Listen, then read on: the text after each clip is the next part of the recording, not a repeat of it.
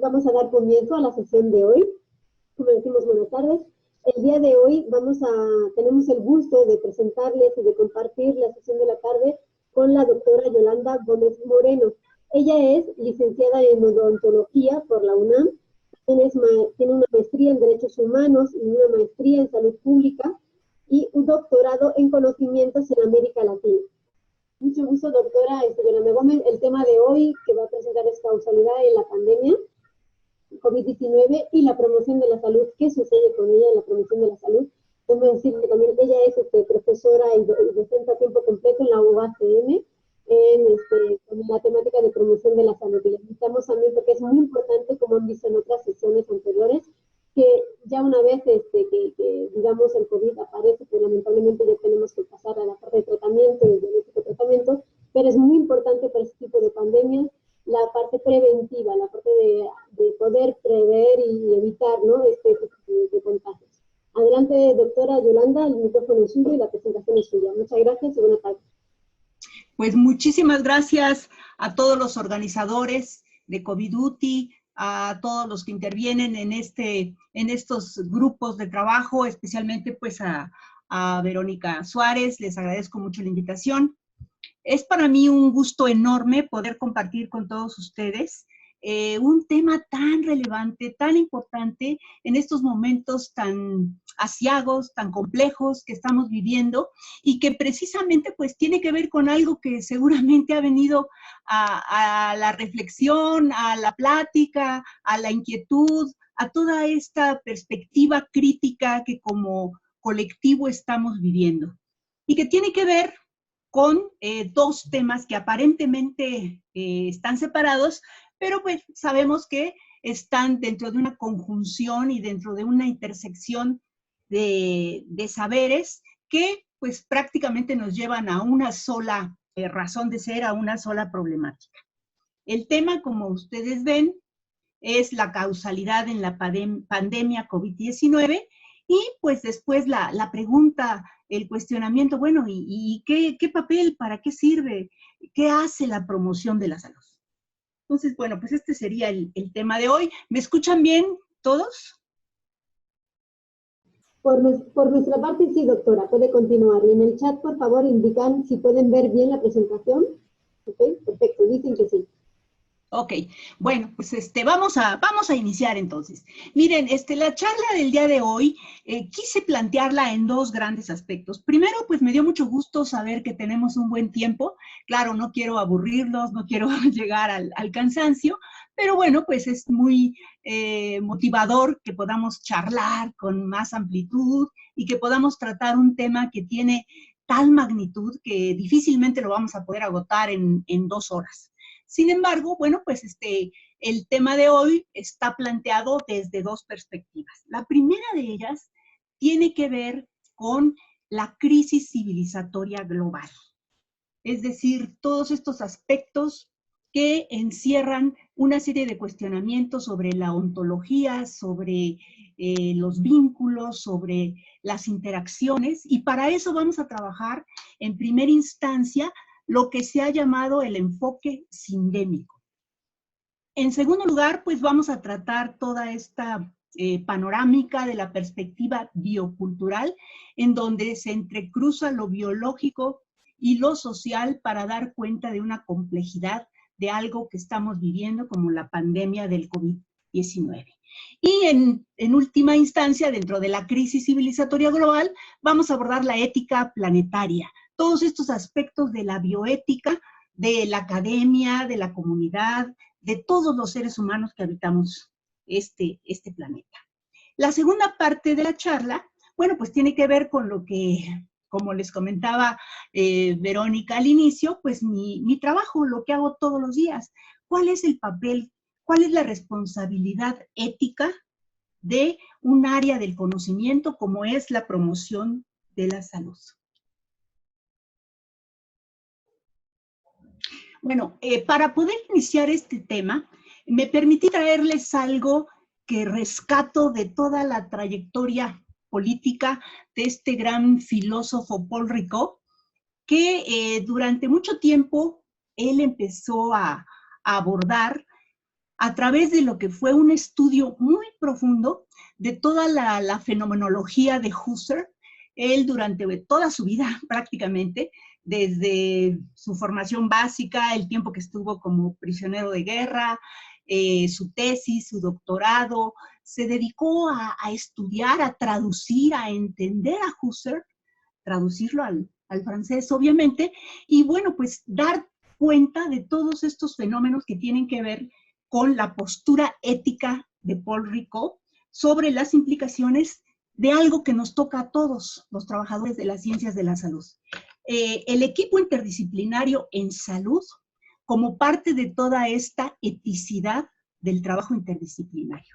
Fíjense qué interesante es este papel de Ricoeur, trabajar la fenomenología de Husserl para tratar de conjuntarla, toma una postura crítica ante esta fenomenología, estudia, trabaja con Gadamer la hermenéutica, y entonces él trata de hacer una especie como de restauración del significado, de la reinterpretación, esa es la parte hermenéutica, y lo conjunta en esta perspectiva de una interpretación de estas dos miradas conceptuales, la fenomenología y la hermenéutica, para fundirlo y traerlo a colación. En estos momentos que estamos viviendo, la situación de trabajar en equipo de manera cooperativa, interdisciplinaria, tratando de rescatar esto que ponemos aquí, la identidad narrativa, el sí mismo como el otro, y que precisamente pues habla de toda esta fuerza de la bioética en el trabajo conjunto de los equipos inter y multidisciplinarios para enfrentar la salud de enfermedad. Entonces, bueno, pues este es el punto de partida en donde a través de Ricoeur vamos a tratar de entender estos conceptos de sindemia, pandemia, y vamos a explicar o vamos a tratar de entender por qué más que una pandemia estamos hablando del rescate de lo que es la sindemia. Bien. ¿Qué peso, qué significado tiene traer el concepto de la sindemia? Bueno, pues miren, básicamente la idea es, pensando en la sindemia, es una interacción de fenómenos tanto sociales como biológicos. Por eso la necesidad de esta apertura, la necesidad de abrir toda esta discusión y buscar conjuntar tanto la sinergia y la pandemia a través de expresarlo con un término que ahora nosotros vemos como sindemia, y que precisamente pues trae toda esta carga de entender que esta crisis, que estos momentos de la pandemia COVID-19 están retroalimentados o están en interacción, es la idea de las flechas, en un ir y venir con diferentes crisis que estamos viviendo como estructura civilizatoria global.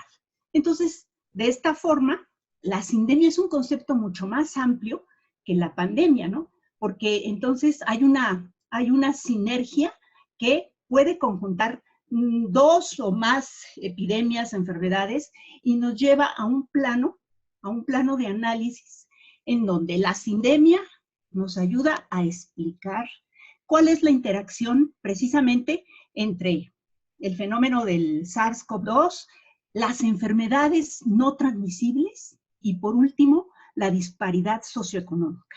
Estos tres elementos vienen a tomar un peso importantísimo para poder entender la causalidad del COVID-19.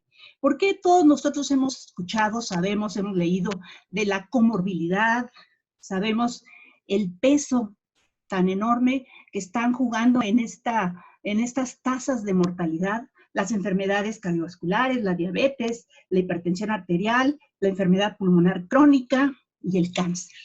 Y por lo tanto, bueno, pues entonces toda esta perspectiva de interacción de la sindemia la vamos a tratar de expresar a través de la conjunción con esta crisis civilizatoria global.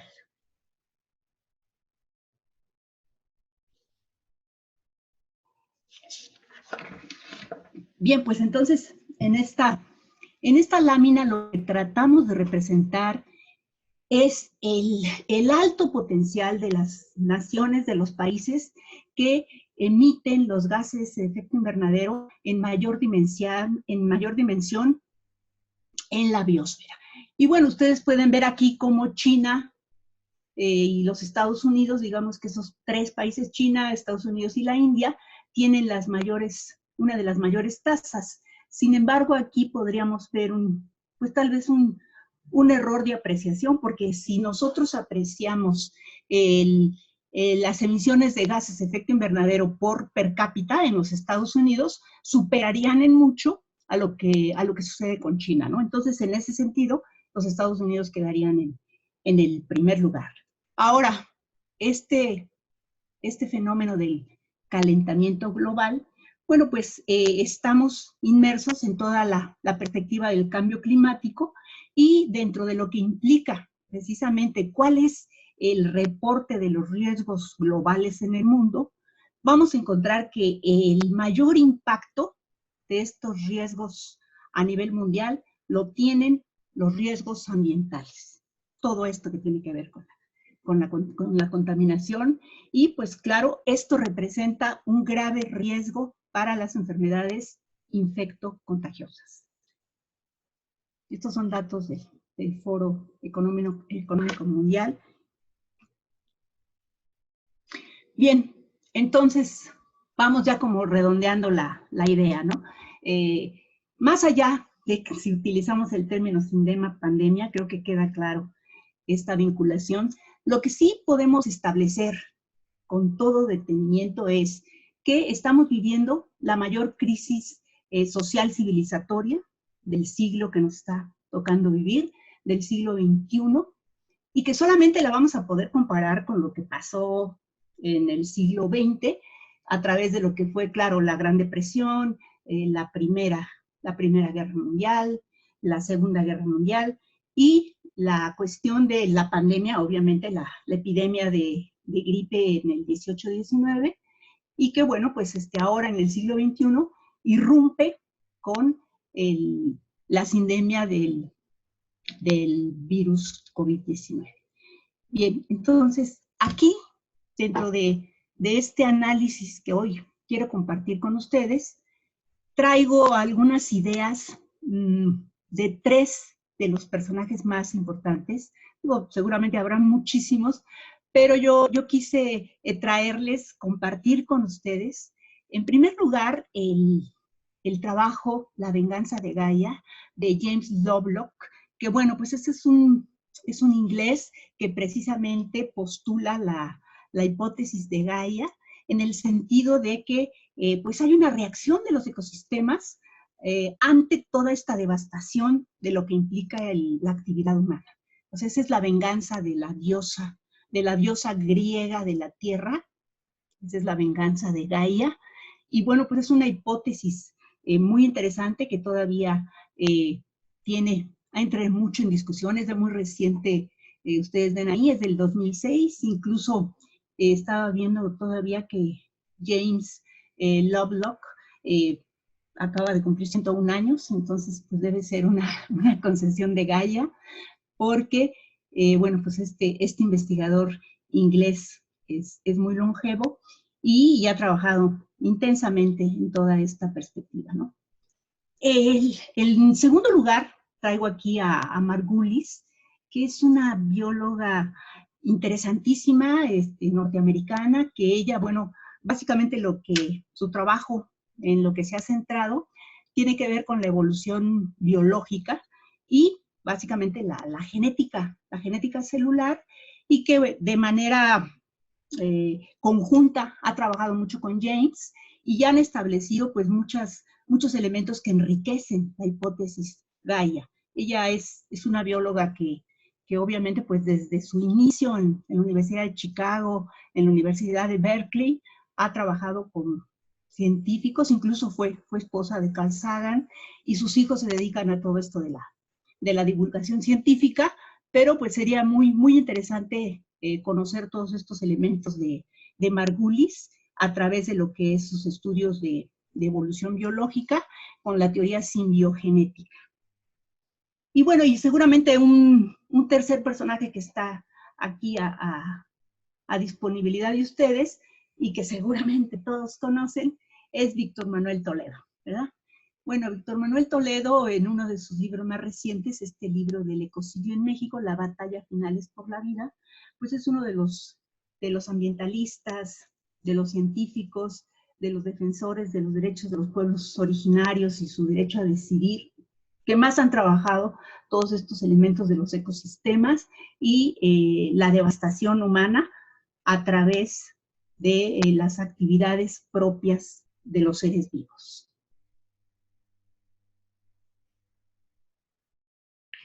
Bien, aquí entonces tenemos una serie de elementos que se conjuntan, que vienen a interactuar, que tienen una situación, digamos, de mucha referencia, digamos, las diferentes crisis que estamos viviendo y que son parte de la conjunción de la sindemia. Y en ese sentido, pues está la crisis alimentaria. Aquí tenemos una imagen de lo que implica todas estas cuestiones de los organismos genéticamente modificados, el uso de los monocultivos, la ganadería extensiva que dañan, que deterioran los suelos, el uso de agrotóxicos, los pesticidas, los herbicidas, el glifosato, todo esto que pertenece a lo que se llama genéricamente el sistema agroindustrial. Por otro lado, pues los cambios climáticos, las crisis climáticas que están ocasionando a nivel mundial los migrantes ambientales, ¿no? Las sequías, la deforestación, los incendios de la costa oeste de los Estados Unidos. Aquí tenemos un diagrama de lo que ha implicado los incendios forestales y la devastación y la muerte de millones de animales en Australia, ¿no? A través de estos incendios que no se pueden controlar y que pues desafortunadamente están ocasionando mucha movilidad y mucho desplazamiento forzado. Por otro lado, bueno, pues la cuestión de los migrantes ambientales, tenemos que para fines de este año, bueno, para el del año pasado hubo más de 2.170 migrantes que murieron en esas famosas pateras que todos hemos visto, que están sobrecargadas y que tratan de cruzar de la costa norte del África subsahariana hacia lo que implica la frontera con la fortaleza Europa, ¿no? Migrar hacia mejores condiciones de vida como parte, pues, de estos problemas de hambrunas, de sequías, de desempleo, que están ocasionando todos estos efectos del cambio climático. Bien. Bueno, pues aquí entonces ya estamos pensando un poco, bueno, y todo esto, ¿qué es lo que, cómo es que nosotros vamos a trabajar desde la promoción de la salud? ¿Qué podemos hacer? ¿Cuál es esa responsabilidad? ¿Y qué tanto a través de todos estos elementos que hemos estado trabajando ahorita podemos interactuar con la promoción de la salud? Imaginen que la promoción de la salud en este espacio del centro que está vacío, nos incita, nos llama a reflexionar, bueno, ¿qué tanto las ciencias de la salud y las áreas de la promoción de la salud con esa carga de posibilidades puede tomar cartas en el asunto para lograr la recuperación socioecológica y hacer un cambio de paradigma ante la emergencia que estamos viviendo, ¿no? De eso se trata, buscar herramientas que nos ayuden a repensar o desaprender los paradigmas que han sido introyectados y empezar a buscar algunas alternativas. Esto pues lo podríamos trabajar con lo que se ha llamado la autogestión, el autogobierno, la autosuficiencia y la autodefensa.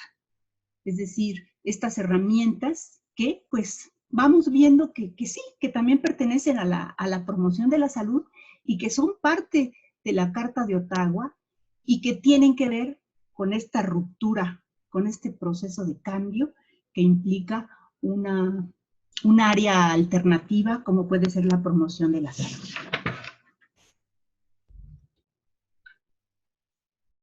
Bien, entonces aquí básicamente lo que podríamos empezar a pensar es, podemos trabajar la promoción de la salud a través de las estrategias que conocemos de movilización, de participación ciudadana, de políticas públicas saludables, de advocacy, de empoderamiento, con toda esta problemática que está generando la causa de la causa de la causa de la pandemia del COVID-19 y cómo interactuamos con todos estos grandes mercados de los agroindustriales, de las empresas transnacionales, de los alimentos ultraprocesados que tienen todos los recursos, todos los potenciales para hacer uso del agua, privatizarla, causar el agotamiento, la contaminación de los ríos, causar estragos agroindustriales, expulsión de los campesinos de su tierra, generar esta deforestación masiva y pues contaminar y trabajar los proyectos los megaproyectos de extractivismo a gran escala, a cielo abierto y generar toda una catástrofe social. ¿Qué podemos hacer con la promoción de la salud?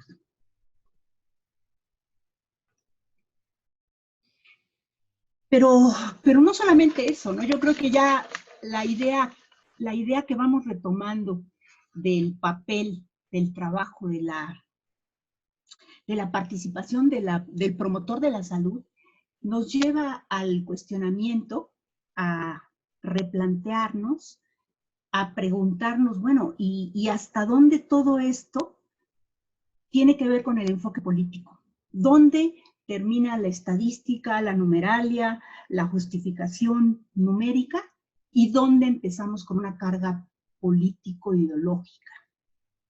En donde se rebase todo lo que estamos viendo de la problemática del cambio climático, de los gases de efecto invernadero, de cómo la riqueza se concentra grotescamente en un porcentaje minúsculo de la población y también precisamente esa concentración de la riqueza genera la mayor parte de los gases de efecto invernadero, ¿no? Vemos estos contrastes tan brutales, tan injustos, tan indignos que lo que implica la concentración de la riqueza y pues cómo precisamente la mitad más pobre de toda esta población apenas genera una cantidad minúscula de gases de efecto invernadero. Entonces, aquí la idea, la reflexión que viene, primero entender que el contexto de la salud es un contexto de poder. Es un contexto de supeditación, de subordinación, de control. Y que además pone a discusión cuál es el papel del Estado-Nación. ¿Qué pasa con la pérdida de los estados de bienestar? ¿Qué pasa con la inequidad social, con la injusticia, con la mala distribución de la riqueza y con la acumulación desmedida de capital? Entonces aquí lo que trato de representar es el surgimiento, la irrupción de lo que se llama ya la ecología política, que es un área que está siendo muy trabajada a nivel mundial y que también tenemos en nuestro país grandes exponentes como Víctor Torredo, Enrique Leff, en Portugal, o Aventura de Sousa Santos, y muchos otros que están trabajando la ecología política.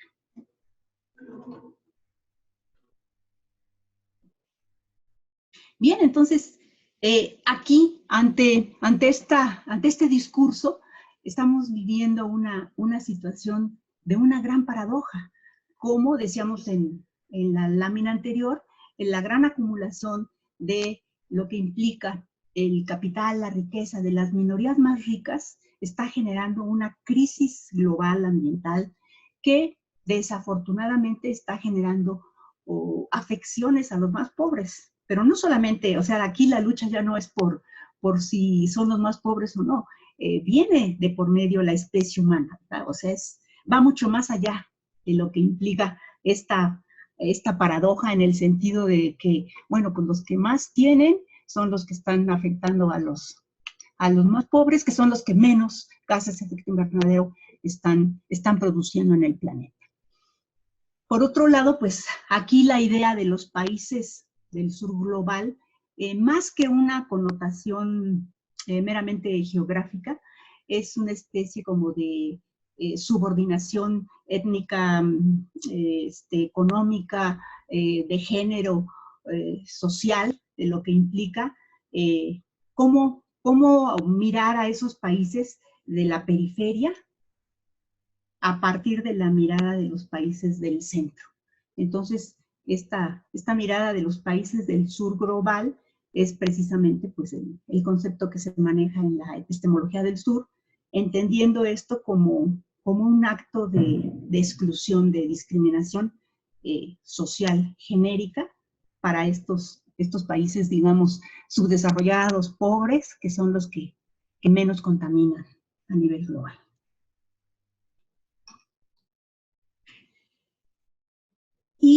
Pero bueno, no todo es tan trágico, ¿verdad? Decíamos que esa minoría que concentra grandes cantidades de la riqueza mundial, pues es del grupo de los beneficiados. Entonces, no todo es pérdida. Hemos visto cómo en los 9, 10 meses que han transcurrido de la pandemia, hay grupos, hay sectores, hay corporativos que han enriquecido de una manera exponencial. ¿Quiénes son estos beneficiados? ¿Por qué en estos momentos de crisis, en estas circunstancias tan complejas para la mayor parte de los habitantes del planeta, hay quien sale enormemente beneficiado, ¿no? Eso es parte del modelo capitalista devastador que estamos viviendo. Entonces, desde esta perspectiva vemos cómo esta riqueza puede crecer en un grupúsculo de los 7,5, casi 8 millones de población mundial. Hay 500 hombres muy acaudalados, muy ricos, y aparte de eso, pues aquí estamos ejemplificando 5 de ellos que superan en muchísimo más su riqueza de más de 100,000 millones de dólares, y pues los tenemos aquí, ¿no? Con toda esta cuestión de la tecnología digital, este chino-estadounidense Eric Yuan, Bezos con Amazon, con todo lo que implica pues la domiciliación de las entregas de mercancía, Bill Gates, Elon Musk, con todo esto de la industria automotriz de última generación, y Zuckerberg, ¿no? con Facebook. Entonces, esto es parte de esa entropía del sistema, de ese desgaste, de esa circunstancia que nos está llevando al clímax de las fronteras y a una relación muy crítica de un modelo económico en crisis que nos invita, que nos llama a reflexionar para tomar medidas urgentes.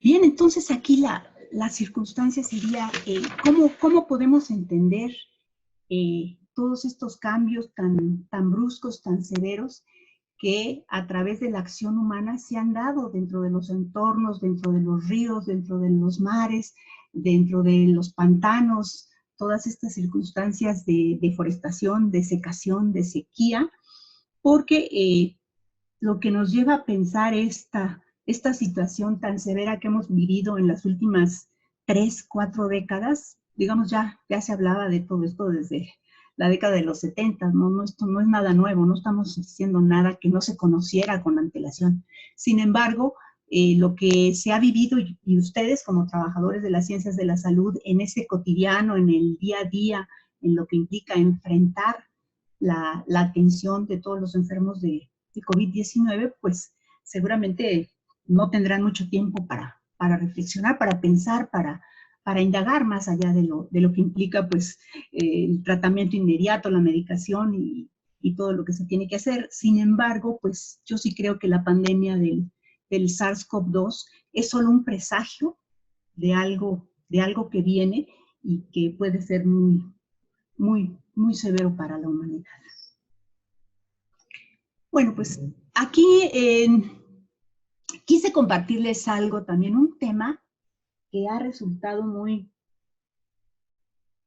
un tema muy polisémico, que es el antropoceno, ¿no? El antropoceno, dentro de lo que implica un nuevo estrato geológico, pero no solamente geológico, tiene que ver con las estructuras geológicas, pero más que nada culturales y sociales. Este tema del antropoceno fue creado por dos grandes científicos investigadores, Paul Crutzen y Eugene Stormer, que en el año 2000 ellos empiezan a trabajar de manera conjunta y a sistematizar lo que es el antropoceno. Eugene Stormer, él es un biólogo norteamericano, él ya había empezado mucho antes a trabajar, a reconocer, a poner ejemplos, incluso en una conferencia en Morelos, en Cuernavaca. Él es el primero que menciona en la década de los 80, si mal no me equivoco.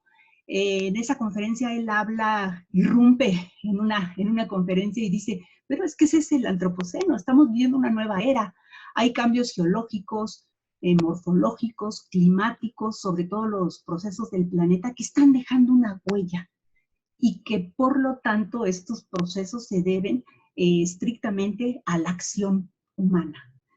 Después de Stormer, lo que hace Crutzen, que bueno, él es premio Nobel, él trabaja con la química, con la luz ultravioleta en relación al ozono y recibe el premio Nobel, él es holandés, él nace en Ámsterdam, Crutzen, y entre los dos empiezan a lo que había dejado más suelto, digamos, más informal, Stormer, lo que hace Crutzen es fundirlo, organizarlo, sistematizarlo y pues de manera ya muy, muy formal se establece el antropoceno como una nueva era geológica, cultural, social, en que se reconoce que el ser humano es una fuerza devastadora de transformación. Eso es el antropoceno. O sea, tiene la capacidad, la potencialidad de devastar todos los ecosistemas de la biosfera. Entonces, esa es la circunstancia por la que el antropoceno se vuelve un tema pues muy taquillero, ¿no? Desde esa época en el 2000, cuando estos dos investigadores lo empiezan a trabajar, ustedes van a encontrar ahora que hay seminarios, diplomados, cátedras, incluso el Instituto Max Planck está trabajando mucho sobre el antropoceno. Entonces es un tema que tiene que ver con el arte, porque hay muchas exposiciones en varios países del mundo. ¿Qué es el antropoceno? ¿Qué sentido tiene? ¿Qué implicaciones éticas representa para la vida humana? Desde la perspectiva de la historia, teológicas, ¿no? También teológicas, porque hay toda una confrontación entre la biología, Dios, la vida, el derecho, las leyes, la jurisprudencia, la normatividad, las cuestiones geológicas, obviamente, pues estos son términos que vienen de toda la estructura geológica, y pues aquí también algo que ha causado, por eso les digo que en todas estas cátedras, en todas estas discusiones, hay mucha controversia sobre entender cuál ha sido el origen, dónde empezó, quién puede decir qué es el momento o en qué momento de la historia, de la trayectoria, de las eras, del cambio climático, de la era del hielo, de todo lo que pasa dentro de toda la estructura del Holoceno, en qué momento se puede hablar del antropoceno, ¿no? Es decir, cómo se tipificó como la más reciente etapa que estamos viviendo los seres humanos. Y bueno, pues en cuanto al origen, no hay mucha uniformidad, pero bueno, algunos hablan sobre la primera revolución industrial, siglo XVII, XVIII, Alemania, Inglaterra, Francia. Otros se refieren a los isótopos radioactivos, de las bombas, el invento de la máquina del vapor. Es decir, como que todavía hay mucha discusión sobre cuál es el inicio. Lo que sí es importante reconocer en el Antropoceno es que tiene un potencial enorme de alterar los ecosistemas, los procesos y todos los ciclos del planeta. Ahí no hay discusión. Sin embargo, bueno, pues a raíz de esta discusión de lo que fue el inicio, el momento que se vive del Capitaloceno, un poco después tuvo que pasar muchos años, muchas circunstancias, y bueno, viene una figura central que es Jason Moore. En el apenas muy reciente, en el 2016, tiene un libro fabuloso, Antropoceno, Capitaloceno, Naturaleza e Historia de la Crisis del Capitalismo.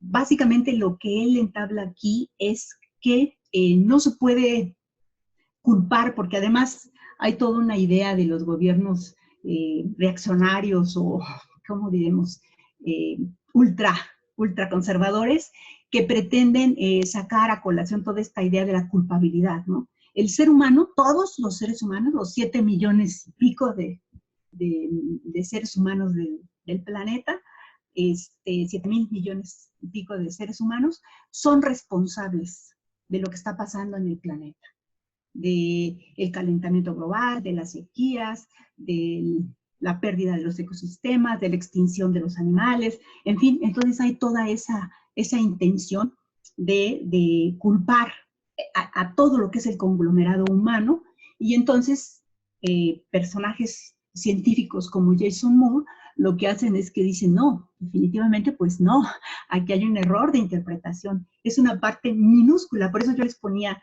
todas estas cuestiones de la acumulación de la riqueza en 500, en 5 manos, porque la situación aquí es entender que más que ese antropoceno, o es un proceso, es un continuo, es una transformación que se da antropoceno, capitaloceno, como la subordinación que existe para obtener la ganancia, el beneficio a costa de lo que sea, aún a instancias del desequilibrio en los ecosistemas planetarios, ¿no? Entonces creo que esta lámina es muy representativa. Prenderle fuego al planeta, a los ecosistemas, a la biosfera, acabar con todas estas instancias en aras de ponderar la ganancia, la acumulación y el enriquecimiento, y utilizar a la naturaleza como un objeto, ¿no? Es la cosificación de la naturaleza por encima de la ganancia,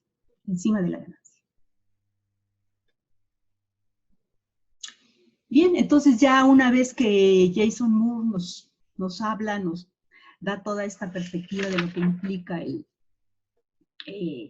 la idea de rescatar el concepto de capitaloceno, pues vemos aquí que todas estas cuestiones de las afectaciones al sistema planetario implican el trabajo forzado en doble escala, la acumulación, la ganancia, las riquezas, pero aquí hay algo muy interesante que habla de cómo precisamente todos estos elementos tienen que ver no solamente con lo que se hace desde una mirada de la explotación per se, sino todo el discurso oficialista de muchos organismos, de muchas instancias, de programas del medio ambiente, ya sea de corte internacional, de la FAO, de grandes instancias internacionales, en donde precisamente se trata como de proteger, podríamos decir, de encubrir todo esto a través de programas para darle margen, permitirle al capitalismo y a la ecología aparentar que se está trabajando y que se está haciendo lo posible para poder controlar este tipo desastres ecológicos, ¿no? Y esto lo vemos con programas como el de Economía Verde, del NUMA, el Programa de las Naciones Unidas del Medio Ambiente, que en 2012 pues trató de dar ese significado, ¿no? Ese doble discurso de pretender camuflar, podríamos decir es la palabra, y poder permitir y dejarle el paso abierto al capitalismo para que siguiera con todo este proceso de afianzamiento y darle esa pequeña lucecita de entrada a la ecología. Bien, pues entonces esa es parte de lo que quería comentarles aquí. Ahora, esta crisis ecosanitaria, dentro del tema que nos toca, nos está llevando a entender precisamente cómo estos elementos de lo que implica la salud y la ecología dentro de la devastación de los ecosistemas, nos lleva a esta circunstancia de incrementar la zoonosis, es decir, los procesos de la transmisión de todas estas enfermedades infecciosas de los animales al ser humano de manera cada vez más significativa y exponencial. Entonces, estas zoonosis se van a ver cada vez con mayor frecuencia como parte de los sistemas agroindustriales de producción, conservación y distribución de alimentos. También aquí la cuestión, pues, de lo que decíamos en las láminas anteriores, lo que tiene que ver con los manglares, con la deforestación, con cómo todos estos elementos que se van afectando en la naturaleza van afectando la protección para todos los emergencias meteorológicas, ¿no? La cuestión de los huracanes, de las mareas, de los maremotos, etcétera, y pues desafortunadamente nos lleva a incrementar la vulnerabilidad de la población a través del cambio climático. También esto me acordé aquí del comercio ilegal de los animales silvestres. Sabemos que ahora que empezó toda esta circunstancia en China a fines del 2019, la cuestión del pangolín y de algunas aves, algunos animales silvestres, mamíferos, son los animales que se trafican más en el mundo y que han desatado una serie de circunstancias de manejo, de deterioro de las condiciones de vida y de la reproducción de lo que implica el comercio ilegal de los animales silvestres.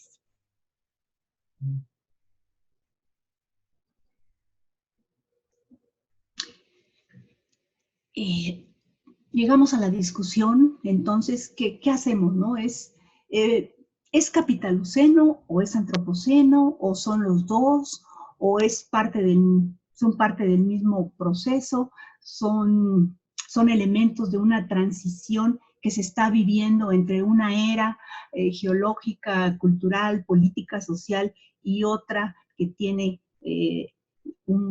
una marca, una huella más enmarcada en el modelo de desarrollo económico, más que tomar, digamos, la postura si es una transición o no. Lo importante dentro de esta perspectiva crítica es entender que la naturaleza ha sido, como decíamos, minimizada, cosificada, desnaturalizada, y exclusivamente se pretende utilizar la materia prima de uso comercial para poderla explotar, vender y convertir en mercancía. Entonces, eso es lo importante, ¿no? Que enlaza a ambas eras, a ambas conceptos. Y, bueno, pues aquí la circunstancia también sería, ¿qué podemos hacer? ¿Existen modelos alternativos? ¿Por dónde se puede empezar? ¿Cómo repensar? ¿Cómo desaprender el modelo económico que nos ha llevado a tantos estragos? ¿Cómo abordar la modernidad occidental? ¿Qué tanto podemos apartarnos de ella? ¿Cuál es nuestra contribución? ¿Cuál es la búsqueda de estos procesos que determinan la producción y distribución de la salud colectiva desde otra mirada? Aquí les traigo esta portada de un libro muy interesante que seguramente ustedes conocen, de un epidemiólogo cultural ecuatoriano, Jaime Brey, que bueno, ha estado en México muchas veces, y que precisamente este texto se llama Epidemiología Crítica, ¿no? Esta perspectiva de lo que implica apartarse más allá de las cuestiones de la epidemiología tradicional, convencional que todos conocemos, para repensar elementos como la subsunción cibernética del poder de las estructuras que van marcando los procesos del enfermar y de la salud y la enfermedad. Entonces, pudiéramos ir pensando en algunas alternativas, en algunas propuestas, en algo que consolide ideas más sólidas, ¿no? O sea, la pregunta sería esta: ¿cómo transitar hacia la modernidad alternativa o hacia una estructura, hacia un paradigma, hacia un cambio epistemológico que nos brindara otras condiciones, otra mirada, otra interacción, naturaleza, seres vivos? Pudiera ser esa la idea. Aquí en esto de la ecología política, me gustaría leerles algo, ahorita que decía de la interacción entre la naturaleza y los seres vivos. Margulis, la bióloga que les comentaba que apoya todo esto de la hipótesis Gaia junto con Lovelock, y que, bueno, trabajó mucho tiempo en la Universidad de Chicago, en Berkeley, con Carl Sagan. Ella establece que no hay ninguna especie que sea el centro de la vida. La vida existía sin nosotros y seguirá existiendo sin nosotros, autorregulándose.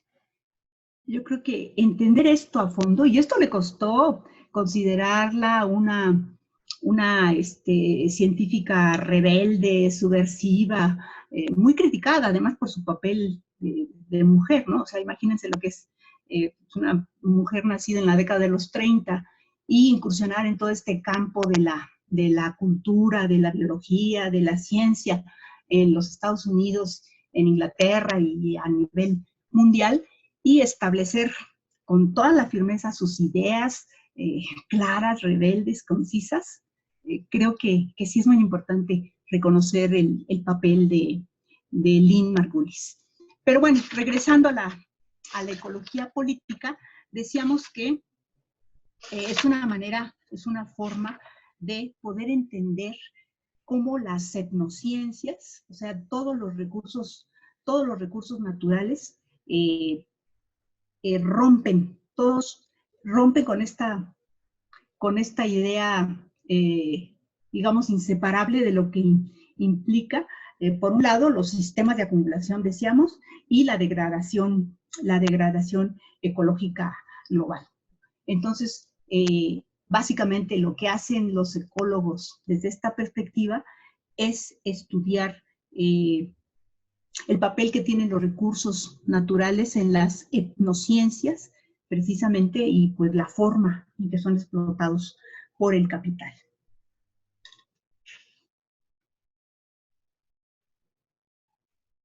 Bien, entonces estábamos en esto de qué podemos hacer, cuál es la perspectiva, hacia dónde transitar dentro de lo que implica las alternativas a la modernidad occidental, qué entornos globales se requieren para vivir con justicia y dignidad. Y fíjense cómo estas tres preguntas que están aquí, nosotros las hemos trabajado íntimamente ligadas con la promoción de la salud. O sea, si uno de los elementos clave de la promoción de la salud es la construcción de entornos saludables, de políticas públicas saludables, de enfocarnos a conservar, a preservar, a entender la salud, los entornos saludables, más que lo que implica ya la instancia de la enfermedad. Entonces, estamos hablando de promoción de la salud. O sea, vivir con dignidad, con justicia, bajo los entornos éticos, ambientales, de convivencia, es parte de la promoción de la salud. ¿Cuál es la responsabilidad ética de las escuelas, de las universidades, de la academia? Y cómo abordar la causa, y aquí agréguenle todas las causas que ustedes quieran, la causa de la causa de las causas, que permita paliar a fondo los estragos que se están ejerciendo sobre la naturaleza, la biosfera, los ecosistemas, pero más aún, y algo que ya habíamos mencionado hace rato, sobre la propia existencia humana, ¿no? Este es un problema ya de la sobrevivencia, de la extinción del ser humano. Entonces, bueno, pues estas tres preguntas por eso ya dejé aquí ya, todo esto lo estamos relacionando en el tema, la causalidad de la pandemia y la promoción y la ética, el quehacer, la praxis de la promoción de la salud.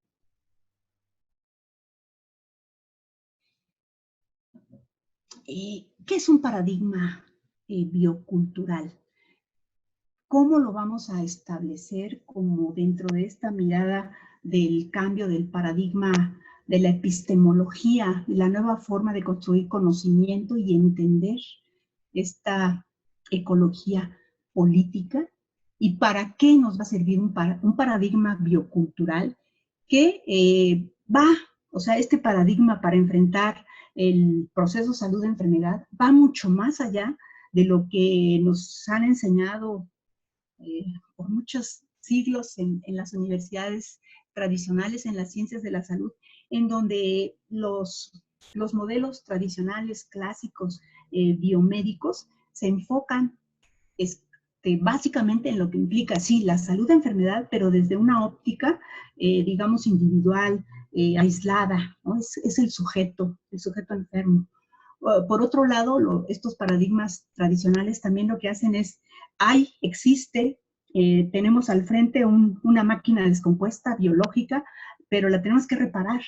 Y como tanto, pues vamos a buscar la manera mecanicista de poder llevar a cabo toda esa articulación para poder sanar y reparar el equipo, ¿no? O sea, hablando desde esta perspectiva. Y por otro lado, pues la solución se contempla, contrario a lo que decíamos de la idea de sindemia, que es la conjunción, la interacción, es una idea fragmentada, aislada de lo que implica pensar a la enfermedad más que el padecer, ¿sí? O sea, se antepone desde esta perspectiva el sujeto enfermo más que el sujeto padeciente. Entonces, un paradigma biocultural lo que pretende es trabajar, conjuntar todo esto, la etnodiversidad, lo social, lo cultural, precisamente, y conjuntarlo, sí, con la riqueza, flora, fauna, la biodiversidad, pero trabajando todas este rescate de lo que implica las lenguas maternas, el diálogo intercultural, la mirada antropológica y etnológica, la ecología de saberes que tanto trabaja Boaventura de Sousa, la ecología de saberes, y bueno, pues trabajar en la construcción de lo que implican estos entornos que van a rescatar los derechos sobre los territorios. Aquí estamos hablando de la autodeterminación de los pueblos, que fíjense cómo en todos estos paradigmas bioculturales, pues lo primero que sale a relucir es la fuerza, la presencia de todos estos movimientos de resistencia indígena que defienden los megaproyectos, los modelos extractivistas, las represas, en fin, ¿no? O sea, todos estos movimientos indígenas de resistencia biocultural que en todo América Latina, en México, en muchos países del mundo, se oponen abiertamente, hay un rechazo al modelo agroindustrial. Precisamente, pues es la lucha de estos modelos, de estos movimientos sociales contra la introducción, la idea del progreso y el desarrollismo que irrumpen sus territorios y que además no son consultados, ¿no? Sabemos que gran parte de todos estos proyectos que llegan y se instalan, cooptan, seducen, engañan y hacen una serie de disfraz para tratar de tomar la anuencia de las comunidades que les permita instalar todos estos megaproyectos, pero en realidad los pueblos generalmente no son consultados. Sin embargo, pues sí hay una lucha, hay una recuperación, hay un sentido de lo que implica la resistencia ante la idea del progreso. Bueno, y uno de los ejemplos que me gustó para traerles y compartir es lo que se está haciendo dentro de la ontología, la filosofía de la cosmovisión andina en América Latina, y que hemos estado trabajando pues de manera más cercana, básicamente a través de la cercanía con dos países fundamentalmente, que tiene que ver con Bolivia y con el Ecuador, ¿no? Y que es una forma de recuperar las culturas originarias, ¿no? Las culturas tradicionales, porque ellas pertenecen a la premodernidad, podemos decir, ¿no? Ellas son anteriores a la modernidad. Entonces ellos tienen códigos, tienen enclaves, tienen instancias éticas, filosóficas, ontológicas, que nos pueden ayudar a remontar la crisis a través de diálogo de saberes y de muchas herramientas de traducción intercultural para retomar muchas formas de trabajar armónicamente con la naturaleza, la Pachamama, y el respeto a los ecosistemas. Entonces, aquí, básicamente, la confrontación que hace el Sumak Kawsay y el Sumak Kumanya es poner en tela de juicio el desarrollismo, ¿no? ¿Cuáles son estas teorías de desarrollismo, de progreso? ¿Vivir mejor es sinónimo de vivir bien? ¿O en qué medida se entiende uno y otro? Porque el vivir bien, ellos lo entienden y lo tienen muy claro, que implica acaparar, implica competir, implica modificar la naturaleza, poseer bienes materiales, que no es la idea que ellos tienen del buen vivir, que es el Sumak Kawsay. Entonces, lo que implica toda esta cosmogonía, este cambio de mentalidad, de paradigma, son 3 preceptos muy importantes: el bien común, ciudadanos solidarios, y esto que decimos del buen vivir, diferenciándolo del vivir mejor. Y por lo tanto se plantea pues esa ruptura de paradigmas con otra perspectiva de concepción epistemológica para enfrentar la vida, y que se constituye una alternativa. Entonces, decíamos, hay dos ejemplos básicos que podemos traer a colación: lo que está trabajando pues recientemente Bolivia en el 2009, y lo que modificó y cambió toda la cuestión constituyente del Ecuador un año antes, en el 2008, a través del Sumak Kawsay, Buen Vivir en el Ecuador, y el Sumak Kumanya, Saber Convivir. Esto del convivir, este es Aymara y este es Quechua. Esto de Bolivia tiene que ver, fíjense qué interesante es esto, convivir y apoyarnos los unos a los otros. Es un principio de solidaridad, del estar siendo. O sea, es una cuestión de sus ceremonias y de su forma de entender esta filosofía Aymara.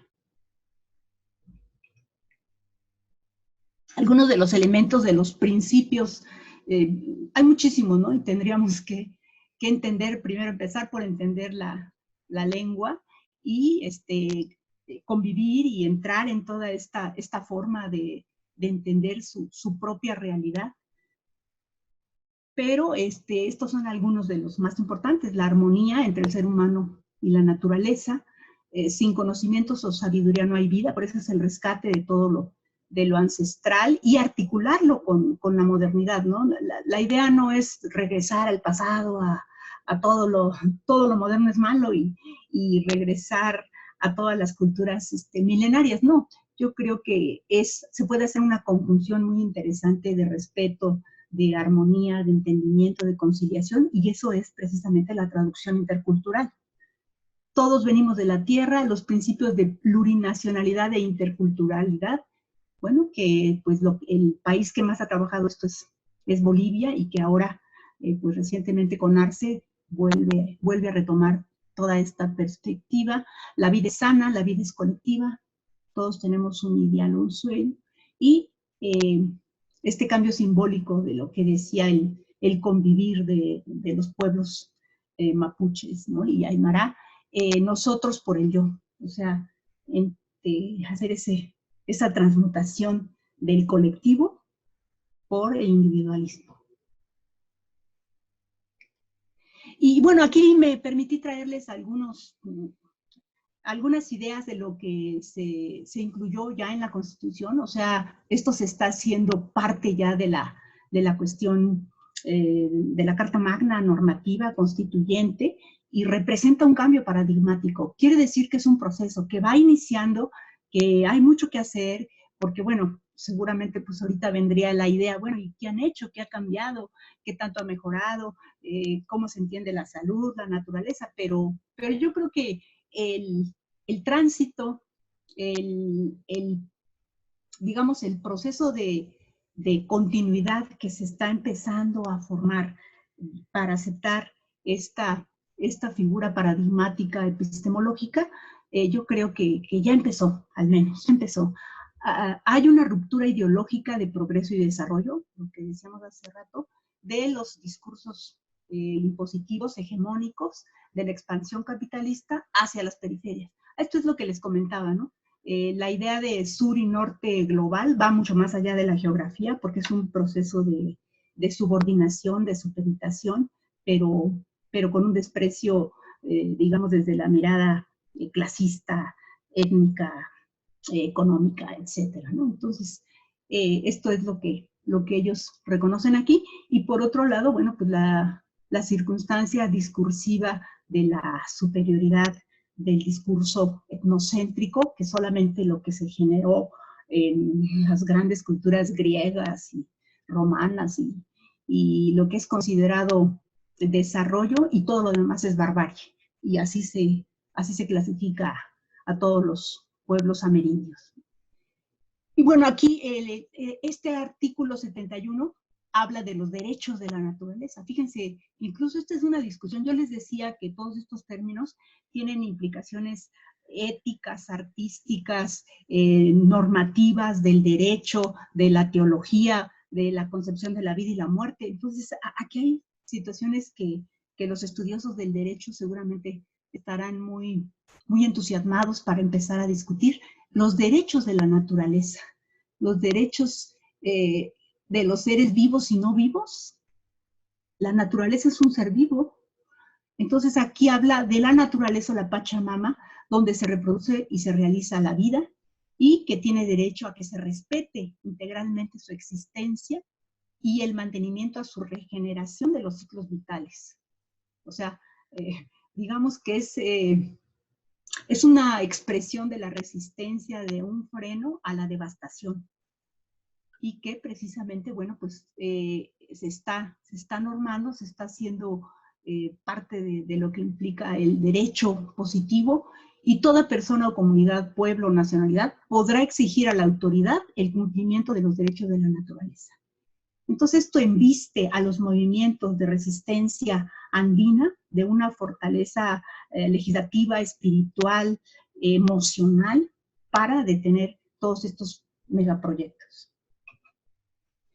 Sumac significa precisamente plenitud, lo justo, la grandeza. Es un concepto que exalta. Por eso les decía que la traducción a veces no es lo más adecuado, ¿no? El buen vivir. Pero ya cuando lo vemos combinado con el causal, es el estar siendo parte de la plenitud, con justicia social.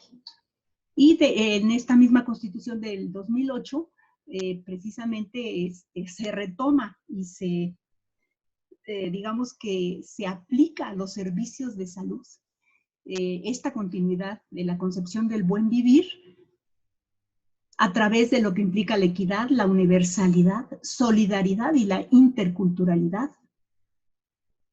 con, bioética, con un enfoque de género y generacional. Esto también para la expresión de lo que implica el ejercicio del derecho a la protección de la salud es un avance jurídico importante. En esta misma Constitución también viene el aporte de lo que implican el derecho internacional, los aportes del ejercicio del derecho internacional, la Declaración Universal de los Derechos Humanos, el Pacto Internacional de los Derechos Económicos, Sociales y Culturales, y la integralidad y la interdependencia para poder ejercer el derecho a la salud de todo lo que implica los DESCA, ¿no? Derechos económicos, sociales, culturales y ambientales. En ese sentido, esta interdependencia e integralidad quiere decir que no hay una jerarquía, no hay una subordinación, sino que todos son interdependientes y no se puede prescindir de uno para hablar de la salud en general, sino que todos tienen que conjuntarse, interactuar, y en esta concepción, como la salud como derecho implica el ejercicio del derecho al agua, a la alimentación, a la educación, a la cultura física, al trabajo, a la seguridad social, a los ambientes sanos que sustentan el buen vivir, que es muy similar a lo que ustedes me dirán, bueno, pues el 4 constitucional también tiene la alimentación, la vivienda, el ejercicio, elegir el número de hijos, el espaciamiento, la seguridad social. Bueno, sí, es cierto, ¿no? Tenemos, digamos que ese avance, pero aquí con la idea de cómo ha permeado el summa causae esta idea del buen vivir, la cuestión de la Constitución.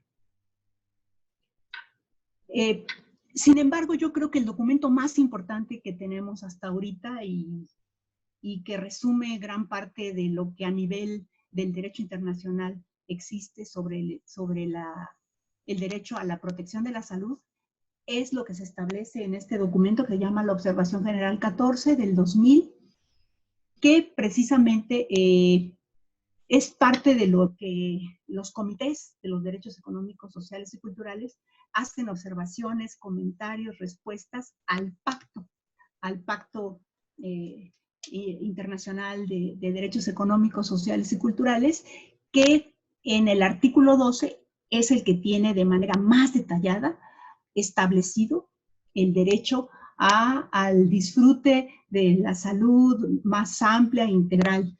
Y por lo tanto, esta observación viene a complementar todas estas circunstancias, ¿verdad? Entonces sí habla de factores determinantes de la salud. Podrían ser las determinantes de la salud: acceso al agua, las condiciones sanitarias, los alimentos, la vivienda, la alimentación, el trabajo y a un medio ambiente sano. Gracias. Ok. Doctora, si se puede acercar un poco más al micrófono, porque luego se lo escucha como un poquito más lejano. Sí, claro. Gracias, Vero. Bueno, sí, decíamos de la relevancia de lo que implica la Observación General 14, que hace observaciones al documento que de manera más amplia en el derecho internacional establece el derecho a la protección de la salud, que es el Pacto Internacional de Derechos Económicos, Sociales y Culturales, en su artículo 12. Y habla precisamente de esto y de la obligatoriedad del Estado de respetar, proteger y cumplir.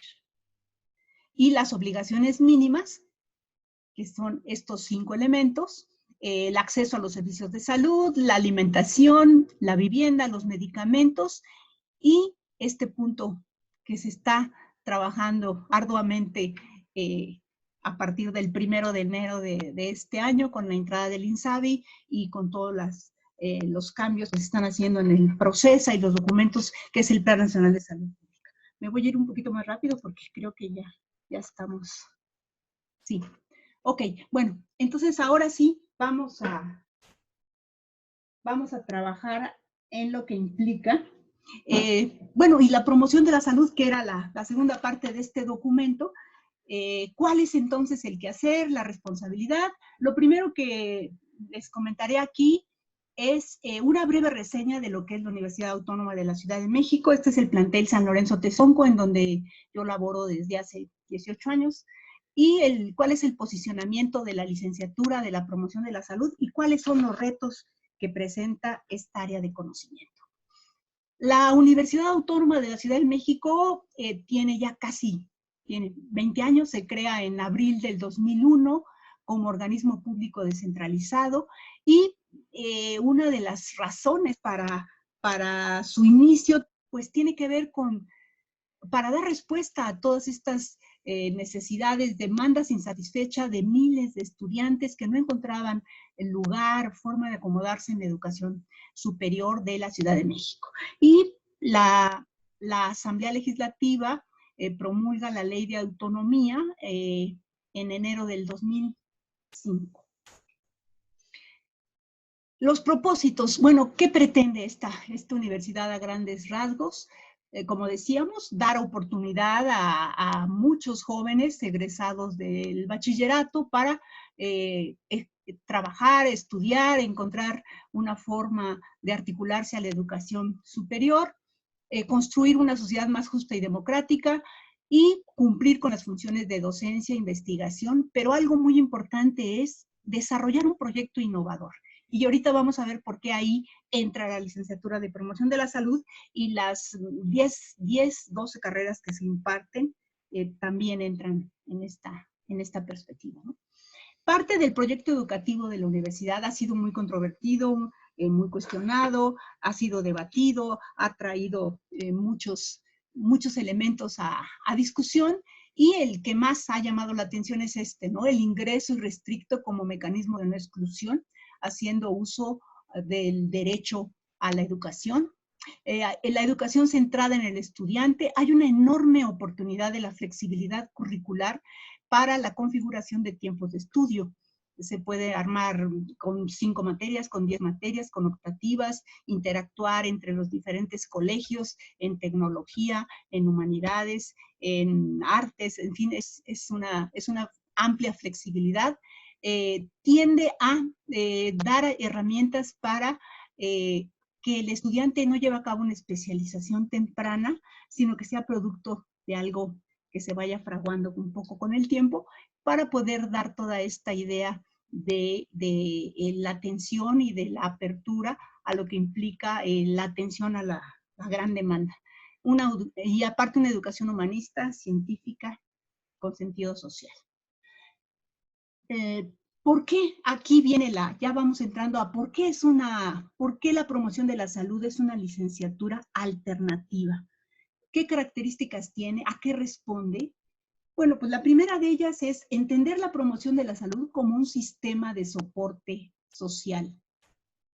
Dar respuesta a toda esta crisis de un modelo asistencial que ha sido rebasado, que ha sido pues prácticamente que ha puesto en crisis la atención sanitarista, con grandes inequidades en la atención, una alta tecnología, altos costos, pero también altos niveles de exclusión. La promoción de la salud también es parte de todo un proceso histórico, político, que se gestaba desde fines de los 90 en la Ciudad de México. Hay toda una coyuntura de cambio de gobierno, de transición democrática, de acabar con la hegemonía del partido dominante de más de 70 años al inicio del 2000. O sea, todo esto es parte de una coyuntura político-social. Las dificultades del derecho, del ejercicio del derecho a la educación, una crisis del deterioro de las condiciones de vida y de los porcentajes, de los índices de pobreza y pobreza extrema de la población, y también entender esto como parte de las estructuras de poder y de dominación. Bueno, ¿qué es lo que retoma la promoción de la salud? Todo lo que se trabajó y se vivió a gran escala en el siglo XIX con las epidemias, aquí tenemos a estos precursores de la medicina social que pues ahorita no es tema, pero todos ustedes recuerdan a John Snow, todo esto de las epidemias, del cólera, de Rudolf Virchow, este patólogo, politólogo alemán, que trabaja ampliamente la cuestión de que la medicina es una ciencia social y que por lo tanto, pues el manejo de las epidemias y de todos estos fenómenos que se vivían a mediados del siglo XIX, tenían que conceptualizar las ciencias sociales más que el enfoque sanitarista.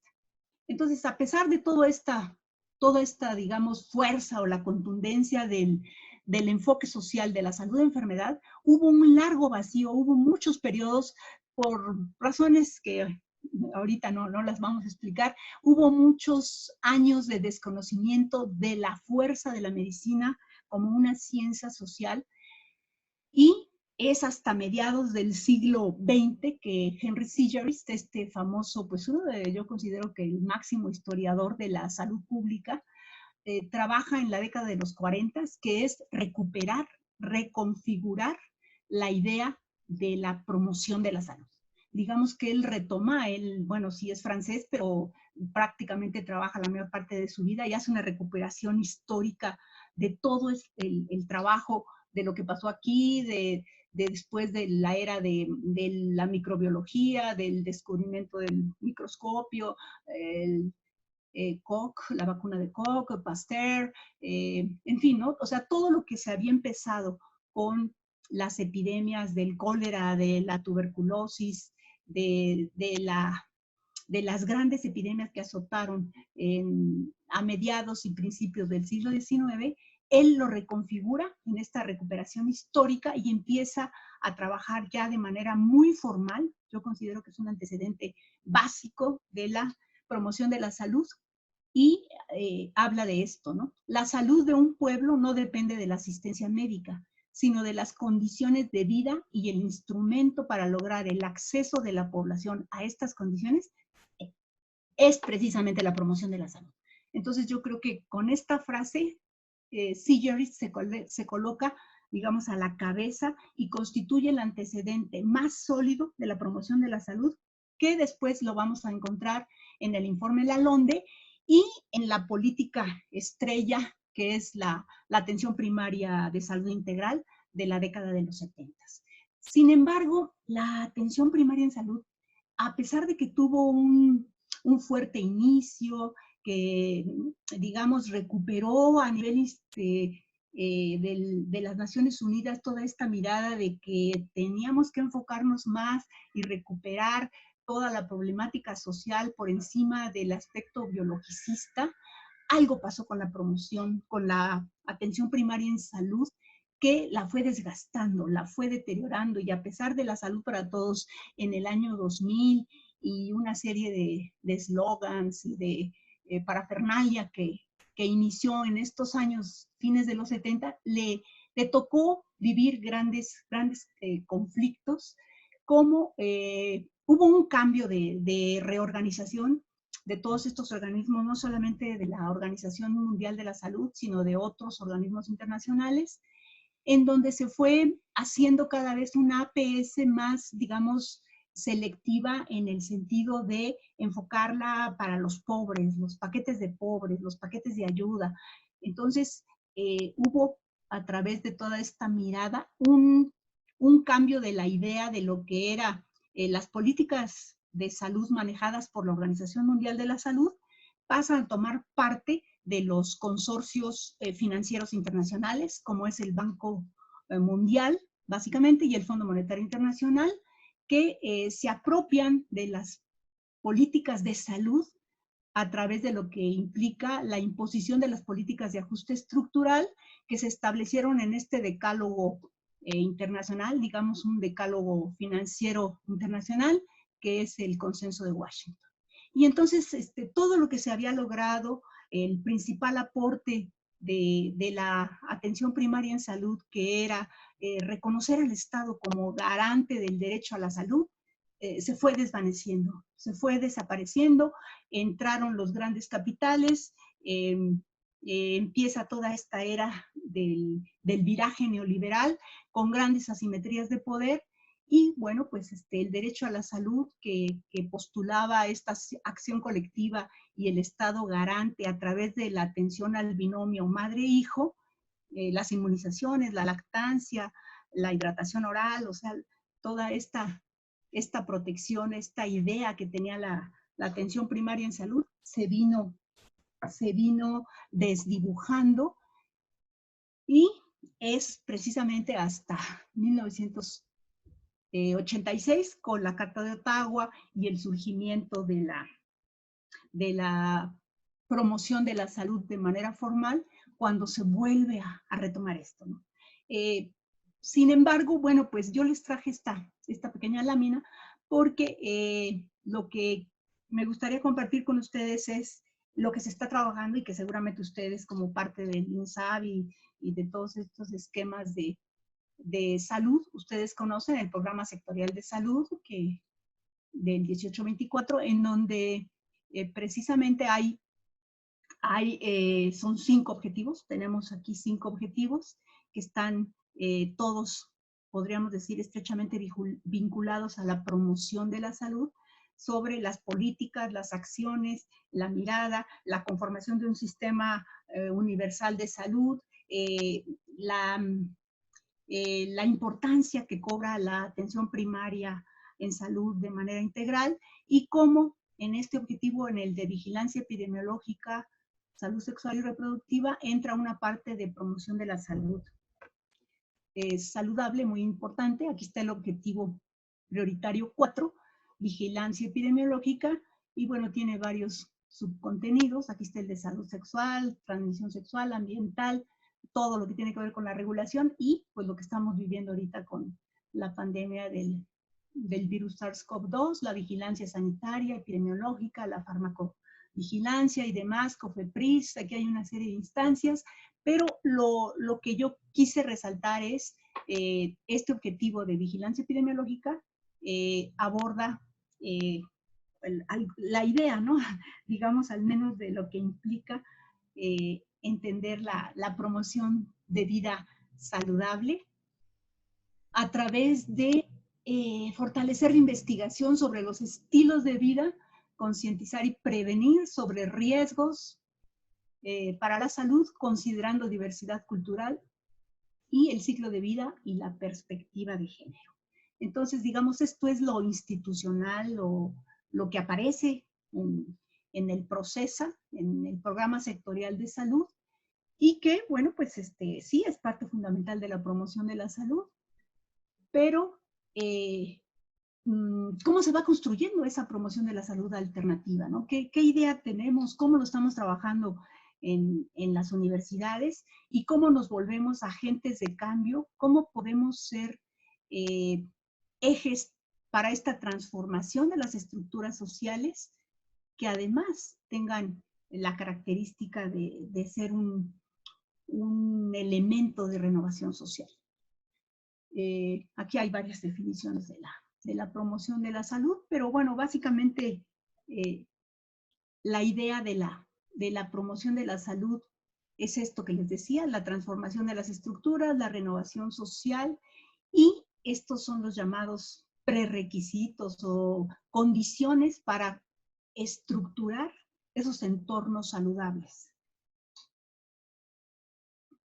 Y tiene que ver con todos estos elementos de la paz, la vivienda, la educación, esto, renta o salario, la alimentación, los ecosistemas, los recursos sostenibles, la equidad y la justicia social. Entonces, la promoción de la salud tiene ese don, esa característica de, sí, trabajar en estos elementos educativos de transformación, de concientización, de determinantes sociales de la salud, de factores de riesgo, pero tiene implicaciones sociales, políticas, ecológicas, educativas muy amplias.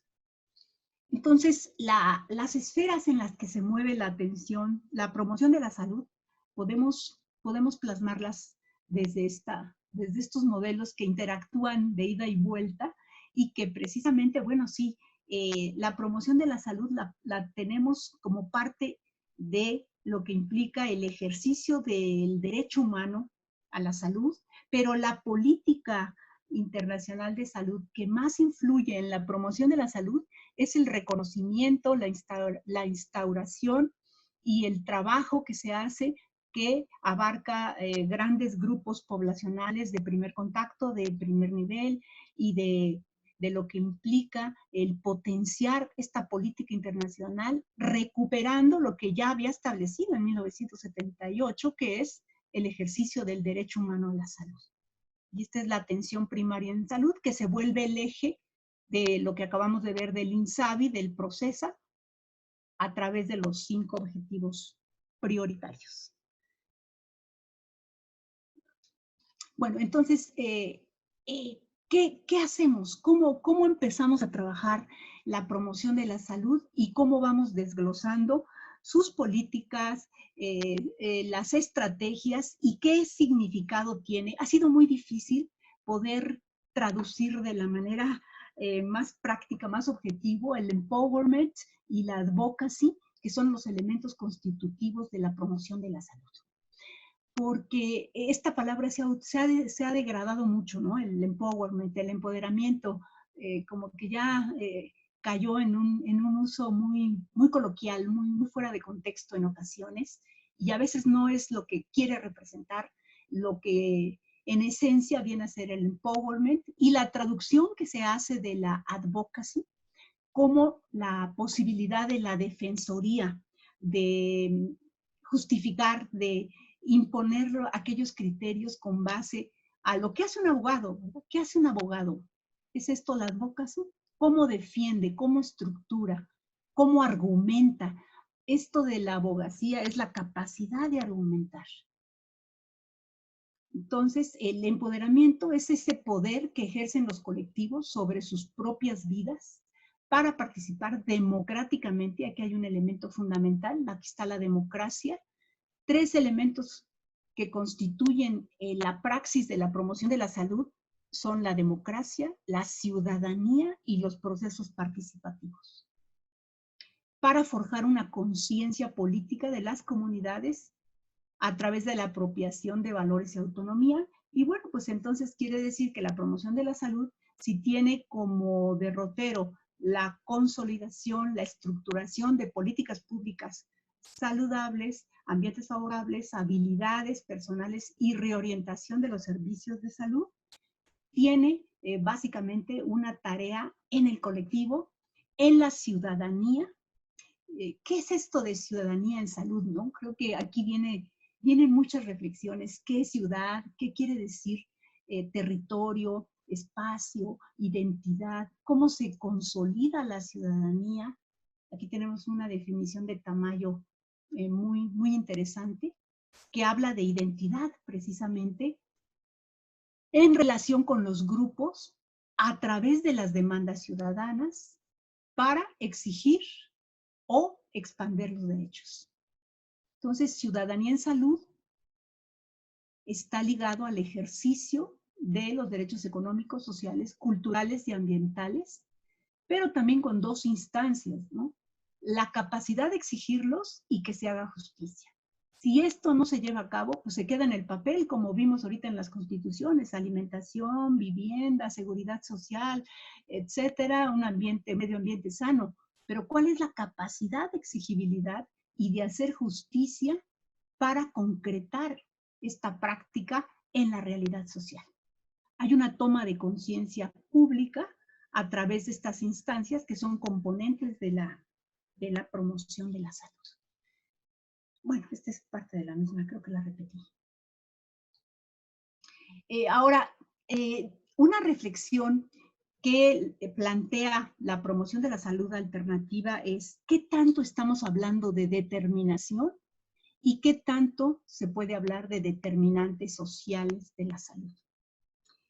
Este término de las determinantes sociales de salud, seguramente ustedes lo conocen mucho, se hizo por Marmot, un epidemiólogo cultural inglés. Se trabajó mucho sobre la comisión de las determinantes sociales de la salud y se trató de ver cómo parte de la historia natural de la enfermedad, los factores de riesgo, el acceso al agua, a la vivienda, a la educación, en fin, como todos estos elementos que están ligados al proceso salud-enfermedad, pero básicamente se les encasilló dentro de la epidemiología clásica como factores de riesgo, ¿sí? Digamos ahí la mirada de Lieber y Clark, y pues es prepatogenia y son factores de riesgo. Pero hay una problemática, ¿no? Se desentiende de lo que implica los factores estructurales de la determinación como procesos y modos históricos estructurados. Entonces aquí vendría esta confrontación, los factores que son parte de las determinantes sociales y los procesos estructurados que son parte de la determinación. Estamos hablando de dos cosas diferentes. Entonces, aquí hay una circunstancia de análisis importante para poder construir todos estos elementos que conforman la promoción de la salud. Bien, estos elementos de acción y de participación comunitaria obligan, invitan a trabajar la promoción de la salud desde la organización comunitaria, desde las asociaciones civiles que tienen como fundamento, pues, trabajar lo que significa las asesorías, la autogestoría que tenemos aquí, los elementos transformadores de siempre orientados hacia la salud colectiva en contextos de inseguridad económica, parte de lo que implica este agente de cambio del promotor de la salud, es un facilitador del aprendizaje, del diálogo, de recurrente y cotidiano en una, digamos, en una relación horizontal, es decir, son relaciones de manera abierta, horizontal, incluyente, sinérgicas, que se dan con los promotores de la salud. ¿Cuáles serían los desafíos? Ya vamos aterrizando porque ya hace un poquito tarde. ¿Cuáles serían los desafíos? ¿Cómo podemos soñar esa utopía de la esperanza para la promoción de la salud? Bueno, pues desde la mirada de, digamos, de la subjetividad, sería recuperarse como sujetos para poder construir ese cambio epistemológico desde el deseo de conocer y construir conocimiento, ¿no? Esta es la ruptura epistemológica. La acción, reflexión, acción como parte de la toma de conciencia que potencia al sujeto político. Y esto de la fenomenología del retorno del sujeto con conciencia y sentido, pues es prácticamente abordar la subjetividad para poder enfrentar dónde me ubico como sujeto y enfrentar la realidad social. Pero la amplitud, la magnitud y los retos que tiene la promoción de la salud son tan extensos, son tan amplios, son tan globales ante la sindemia, que tienen que ver con la movilización urbana, con los factores de la globalización y cómo se dan estas enfermedades como el SARS-CoV-2, enfermedades transmisibles, y qué peso tienen, decíamos. O sea, la característica de la sindemia es precisamente tomar en cuenta la comorbilidad, la enorme carga en la mortalidad de los padecimientos crónico-degenerativos o no transmisibles, que además, ante la disparidad socioeconómica, van a generar un cambio en el comportamiento de la salud de enfermedad que de manera independiente no lo tenían. Por eso es un fenómeno sindémico. Y bueno, reivindicar el derecho a la salud y la responsabilidad del Estado-Nación, que es lo que leíamos en la Observación General 14 y en varios documentos. ¿Qué otras ideas nos podemos llevar? ¿Cómo podemos cerrar esta charla? Bueno, ¿y qué vamos a hacer ante la licenciatura, ante los retos, ante la responsabilidad de formar estos licenciados en promoción de la salud ante la emergencia sanitaria? Tiene que ver con los hábitos de consumo. Hablábamos de todos estos modelos agroindustriales, desalentarlos. Hay por ahí algunas leyes, algunas normas que que se están discutiendo en las cámaras sobre los modelos agroecológicos en sustitución de todo esto que implica, pues, los transgénicos, los agrotóxicos y demás. Las políticas públicas orientadas a trabajar las causas de las pandemias. Miren, yo creo que esto es parte de lo que sería como una de las conclusiones fundamentales de la charla, ¿no? Sí, políticas públicas, pero orientadas a las causas de las pandemias, ¿sí? Más, no porque deje de ser importante, pero la enorme carga que se vierte hacia medicamentos, tratamiento, la misma vacuna, digamos, con la misma vacuna la salida no va a ser fácil mientras no se trabajen a nivel planetario los modelos de producción, de desarrollo y de consumo. Y eso pues es parte de lo que tenemos que enfatizar, entrarle a la causalidad. Hay muchas preguntas de cómo empezar a construir esa ciudadanía en salud y la democracia participativa, que está en la Carta de Ottawa, no nos estamos saliendo del contexto de Ottawa 86. Aquí traigo varias ideas, yo creo que son demasiadas, pero básicamente las podemos tratar de reconocer como parte de esta ciudadanía en salud, de forjar estos sujetos críticos, los tejidos sociales, el acceso a los institutos nacionales de transparencia y rendición de cuentas, la democratización, el gasto social, la viabilidad y factibilidad económica, todo esto que trae la ley de participación ciudadana, ¿no? De rendición de cuentas, de remoción del cargo, de la participación ciudadana, de las auditorías ciudadanas, movilización social. Yo creo que todos estos elementos son importantes. ¿Qué sigue? Bueno, ¿qué sigue? Si generalmente cuando terminamos un examen profesional, bueno, escuchamos muchas cosas y todo, pero la pregunta que generalmente hacemos a los muchachos es, ¿qué sigue para ti? ¿Cómo repensar la promoción de la salud?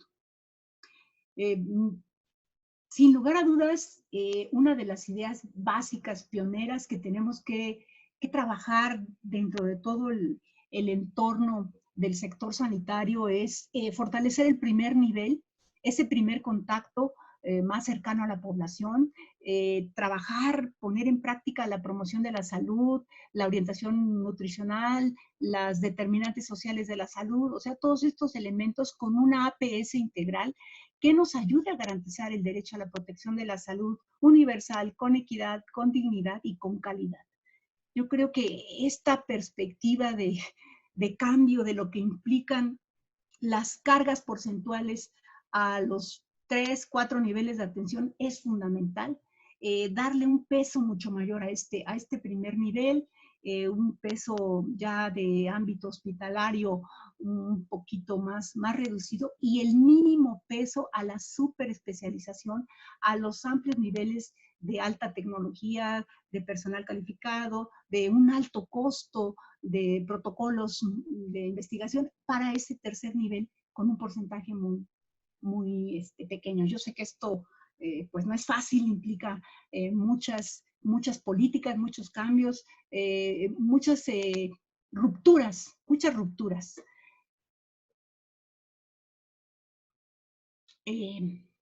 Aquí hay una reflexión importante. La salud de nuestros cuerpos no se puede entender sin los impactos sociales y económicos, lo que trae consigo el sistema en el que vivimos y la tendencia a mercantilizar todo absolutamente, incluido el cuerpo humano.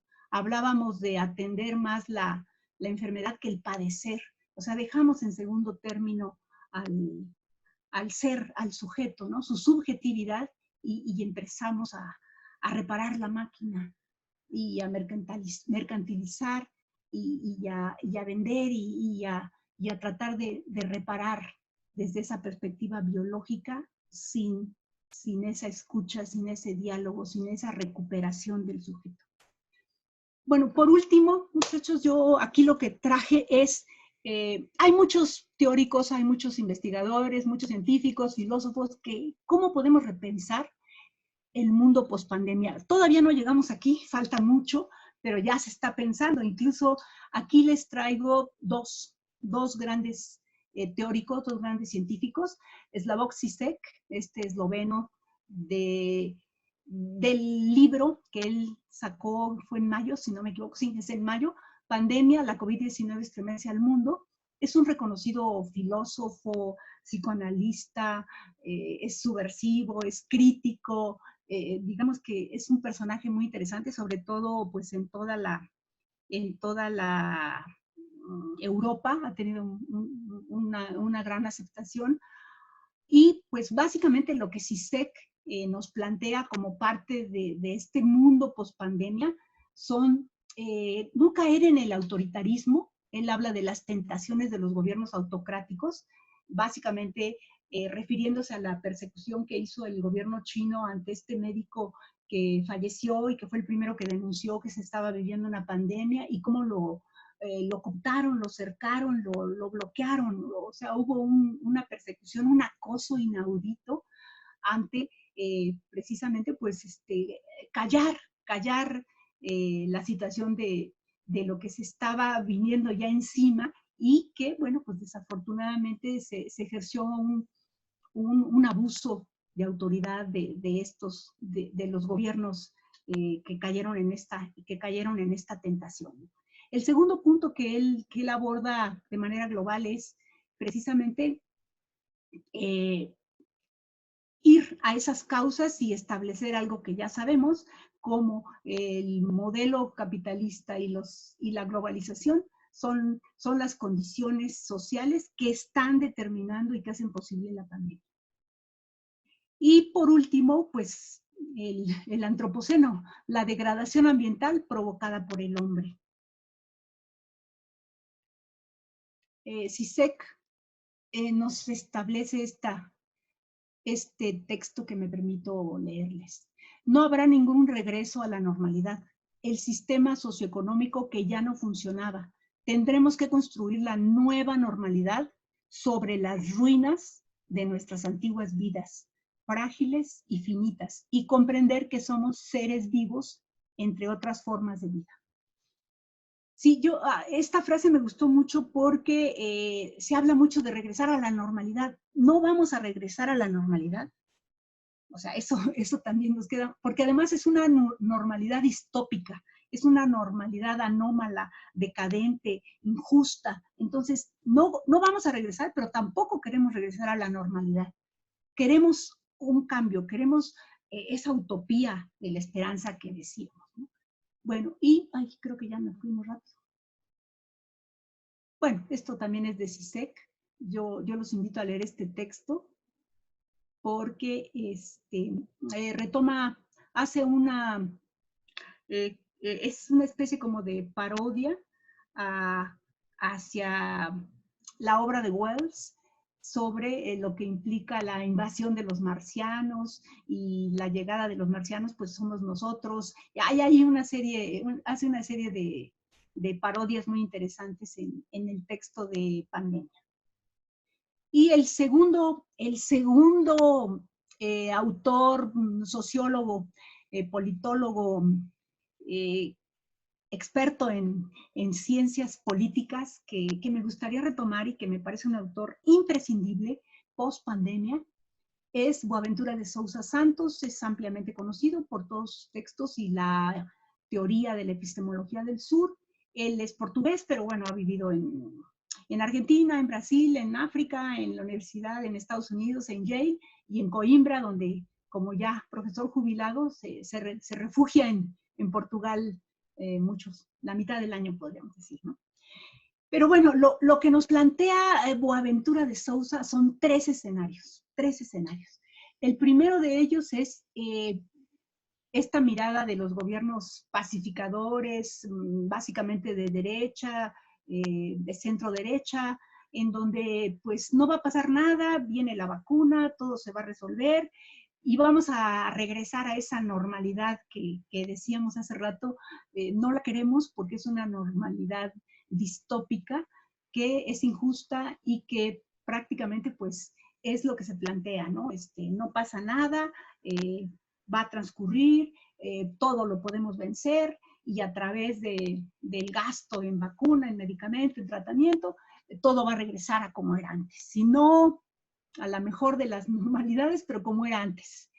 El segundo panorama, él lo plantea como el gatopardismo, es decir, cambiar las cosas para que todo siga igual, como simular, como engañar, un doble discurso en donde aparenten que se están haciendo cosas, que hay una conciencia ecológica, que vamos a cambiar, que se va a tomar cartas en el asunto en el consumismo, en la crisis energética, en los combustibles fósiles, en los gases de efecto invernadero, pero a fin de cuentas se sigue favoreciendo y se sigue manteniendo por encima de todo la estructura de un modelo capitalista intocable como parte de la estructura de la mercadotecnia, de las ganancias de las farmacéuticas y de las empresas las empresas de los grandes consorcios o monopolios, ¿no? Entonces, pues es así como un doble discurso. Y el tercero, bueno, pues digamos que es el que todos añoramos, pero desgraciadamente es el más lejano, que es la transformación, el cambio, la transición hacia un nuevo paradigma, hacia un nuevo modelo que nos permita retomar una vida más armónica y más estable en el planeta. Y pues con esto termino, si me permiten. Ay. Sí, muchas gracias. Muchas gracias por su atención. Sí, muchas gracias, doctora Yolanda Gómez. También le comentamos a los participantes y asistentes que tienen la oportunidad, tanto ya sea en el chat, teléfono abierto, levantando su mano en la plataforma, para poder darles opción de abrirles su micrófono y comentar. Mientras tanto, pues también agradecer, doctora, la plática y la presentación que nos hizo.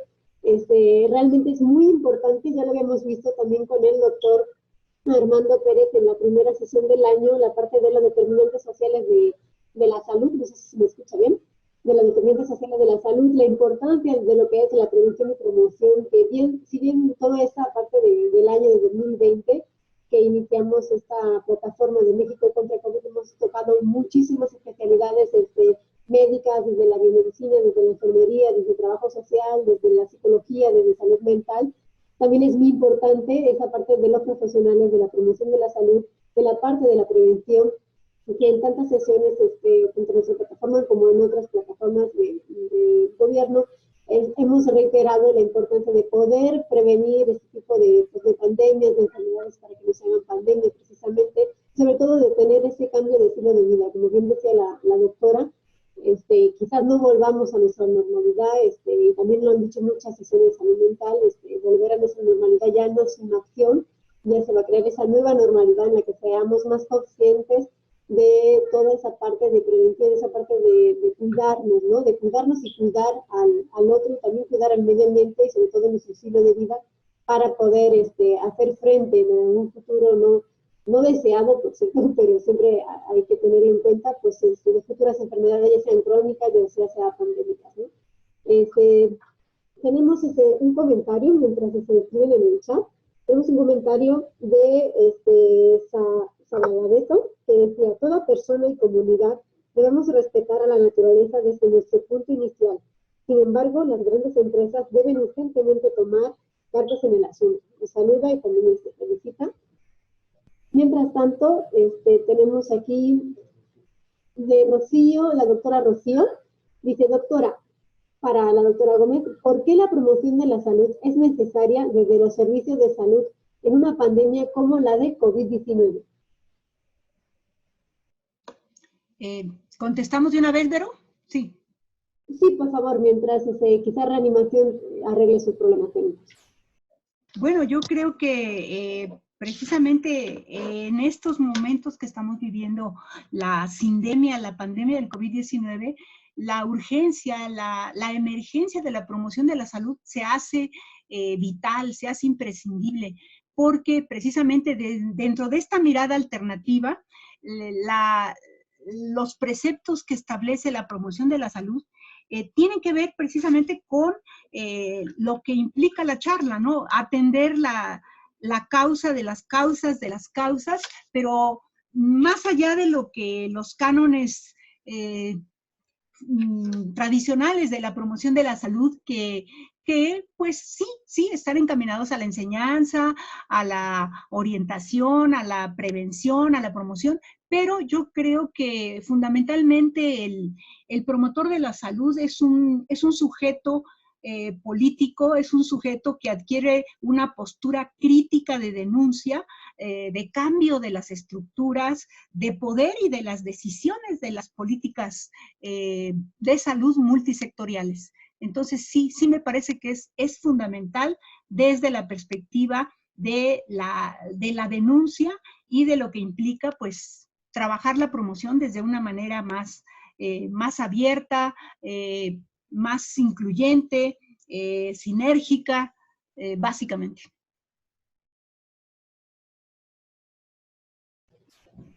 Sí, muchísimas gracias, doctora Yolanda Gómez, por su respuesta. Efectivamente, como bien habíamos dicho y repetimos en otras sesiones, ya otros especialistas e invitados, invitadas le dan esa importancia, ¿no? No solo a curar, que es la valiosa aportación que estamos haciendo y que están haciendo todos los compañeros y compañeras de primera línea en los hospitales, sino también evitar, ¿no? Intentar evitar para próximos acontecimientos en salud, evitar pues ese tipo de pandemias para empezar, y segundo, si no se puede evitar, pues intentar que sea lo menos posible, ¿no? En el daño de la salud, y que está en nuestras manos, que no es algo que no se pueda realizar y que seguro con educación en salud, con promoción y prevención podemos llevarlo todo a cabo. ¿Alguna pregunta? No sé si reanimación sigue, tuvimos que silenciar el micrófono, pero no sé si sigue en activo, quisieran comentar algo en el chat, u otros compañeros. Aparte, mientras alguien se anima, hemos recibido también felicitaciones para su ponencia, una información amplia y valiosa, le comentan, también agradecemos la participación, excelente ponencia, nos han mandado en algunos chat privado, y que muchísimas gracias por la ponencia, es muy clara, muy concisa, y se la agradece mucho este tipo de temas para colaborar en este tipo de plataformas. Mientras tanto, alguien también mientras se anima, no sé si ya nos quedan 3 minutitos, doctora, no sé si quiera cerrar con algún tipo de mensaje, alguna, pues algún cierre, comentario, también siguen llegando los agradecimientos por el chat, y sí. No sé si quiera cerrar con algún comentario. Pues sí, muchas gracias, Vero. Bueno, a mí me gustaría pues ya enfatizar como cierre que precisamente la sindemia del coronavirus, del SARS-CoV-2, nos invita a pensar, a replantearnos sobre reestructurar el modelo neoliberal. Yo creo que ese sería uno de los cierres más importantes. Y por último, algo que también dentro de lo que estamos viviendo en la sindemia, en la pandemia, es muy importante, es alertarnos contra toda esta gama de infodemia, de fake news que nos invaden, que prácticamente pues inundan las redes sociales todos los días y que causan muchos estragos en el manejo de las políticas públicas de salud, porque precisamente digamos, la intencionalidad de la desinformación hace mucho daño, degrada, deforma la democracia. Entonces yo sí los invito a que seamos muy cuidadosos con todo este sometimiento de lo que ponía ahí en el texto de Jaime Breil, la subsunción cibernética, que implica el dominio, la manipulación de las redes sociales, precisamente para no caer en toda esta vorágine de la infodemia. Y bueno, y con eso pues concluiría mi participación. Muchas gracias, doctora. Alguien había levantado la mano, pero creo que como ya la bajó, ya no sé si queda su participación o no. Y por lo demás, le siguen llegando felicitaciones también al chat, de excelente ponencia y participación. Y nada más aquí haríamos el cierre de su presentación, de su participación, y recordarles a los demás asistentes que mañana continuamos con otra sesión más de México contra COVID a las 5, recuerden siempre 4:30, 5, pero 4:30 para que vayan entrando a la plataforma. Y por lo demás, de nuevo agradecerle, doctora Yolanda Gómez, su participación, su tiempo que nos ha dedicado también, y muchos ánimos también, porque sabemos que andaba malita, entonces muchos ánimos para recuperarse. Y muchas gracias a todos por su participación y a los que ya estaban otros años y se vuelven a incorporar, como el doctor Andrés Esperanza. Le echábamos de menos, doctor. Bienvenido de nuevo, feliz año a todos los que se siguen incorporando y nos vemos mañana en otra sesión de México contra COVID. Excelente tarde y que descansen. Gracias, saludos a todos. Gracias. Saludos, hasta luego, buenas tardes.